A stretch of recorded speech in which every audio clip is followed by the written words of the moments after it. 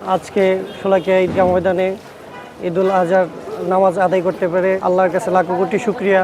আজকের ওয়েদারটা মাশাআল্লাহ খুব ভালো।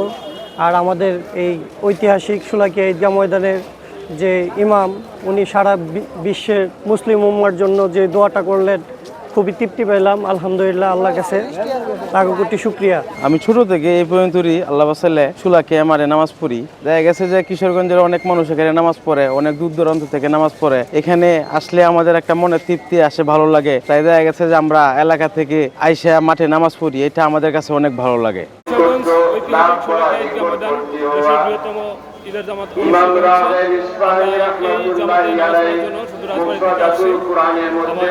আমার বাড়ি রাজবাড়ী জেলা পাঙ্গাস থানাতে।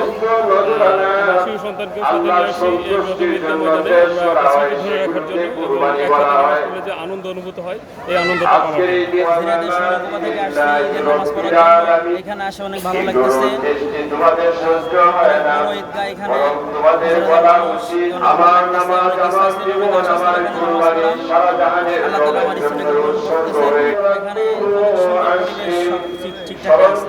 এই ঈদে জামা জুতো অ্যাক্সেসরিজের ডিসকাউন্ট। মাগুরা থেকে আসছি ঐতিহাসিক শোলাকিয়া ঈদগাহ ময়দানে নামাজ পড়ার জন্য। বড় জামাতে নামাজ পড়াটা তো বড় একটা সওয়াবের অধিকারী। কারণ কি, যে এই নামাজে যদি একজনের নামাজ কবুল হয়ে যায় তো সকলের নামাজ কবুল হয়ে যাবে। তো সেই হিসেবে বড় জামাতের সাথে নামাজ পড়া অনেক সওয়াব বেশি।